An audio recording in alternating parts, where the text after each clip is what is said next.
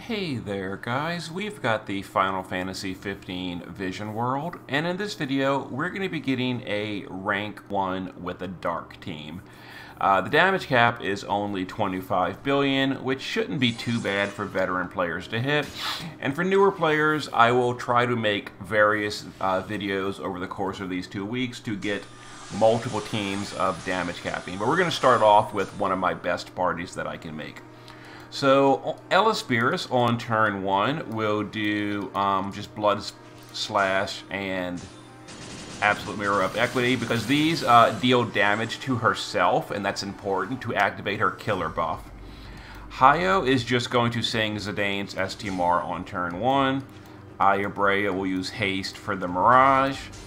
Tyvis and Roka can just guard here. And Melissa will do Dark Resist. The boss does a lot of dark damage, so Dark Resist, Shared Immunity for the Stop Immunity, etc. And then it doesn't really matter what else. Okay, so we're passive provoking with Melissa, who's wearing Death Immunity and Full Evasion. And for the AoE Physical, we're using Mirages. For the AoE Dark, we got the Bar Darkja. And the boss put up a field on that turn, but we're going to use Tyvis to get rid of the field with his Battle Master field. Now Melissa is going to start ramping Dark Amp with Abyssal Blessing. What else are we doing on this turn? So we're going to use Elespirus to triple here. We'll do just another hit. We'll do Shield Splitter to break the boss, and then the Dark Field. Ayabrea can shift here and do Awakened in the shift form. That'll be a killer buff for herself. Roka can just guard. You know, we don't need anything yet. So again, more physical damage, some AoE damage, magical dark damage, etc. Not super important. He buffs his attack and magic, but we're not really worried about that. So we're going to be killing on turn 4. So what we're going to do now is bring Aya back to the base form, where she'll just do Tyvis' Spirit for a modifier buff because we're not using her fire stuff. Elespirus can use the Breaker chest piece, Form of Iron Will. It's a mod buff for her as well because we're good to go on her. Tyvis can shift here, and we'll do, let's see here, triple. We'll do Light Amp. None could stand against us, and just whatever. Doesn't really matter what else.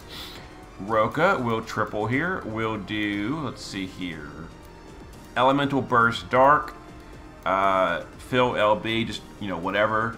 And then I'll show you control of what the magic does, last action. And then Melissa, on this turn, we're going to imbue the boss with uncontrollable darkness so that we don't take any physical damage. We're going to do Human Killer on Tyvis, and then it really doesn't matter what else. Okay, and we're going to be killing next turn.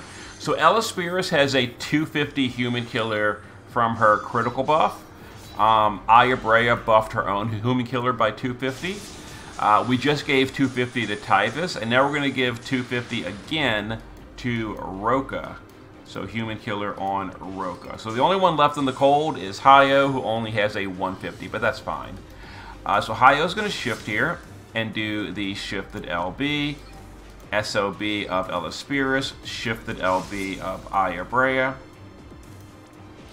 Shifted LB of Roka, and Shifted LB of Tyvis.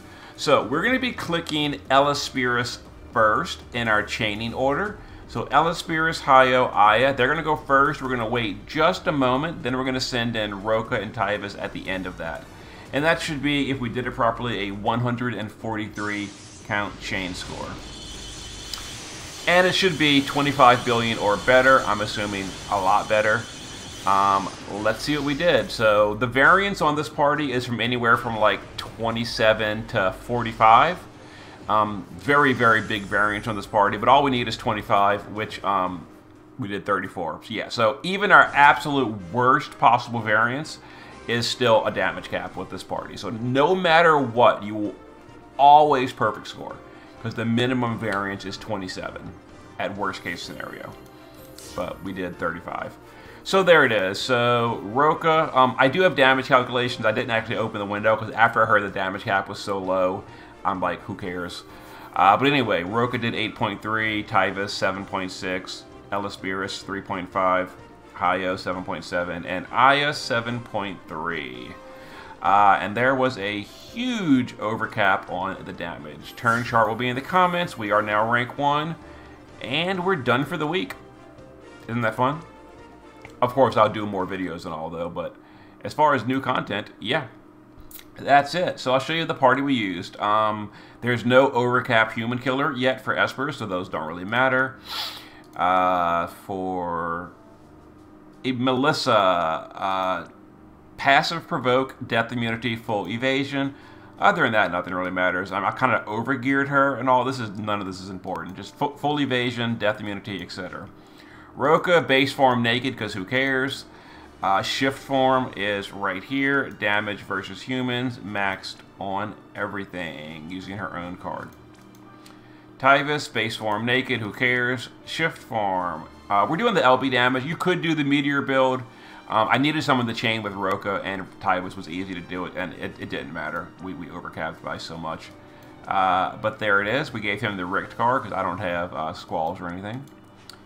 Elisperis right here. We gave her the Obliterator's Battle Dress for a modifier buff. Not that important if you don't have it. As you saw, her damage was the lowest in the party, and we overcapped by so much. A lot of chain speed, because we are going first in the chain with her, so there it is. Hayo in the base form, just I wanted to go with you for the LB buff. Again, if you don't have it, you don't need it. We overkilled by so much. Hayo right there, shift form, there's the gear, some chain speed because why not, and then his own special card. And then Ayabrea, base form, type is a spirit, naked, otherwise who cares. Shift form, LB damage versus humans, some chain speed, and there it is. Okay, very, very easy Vision World. Turn chart will be in the comments, and that's it. I'll be doing more parties probably late tonight. Anyway, see you then.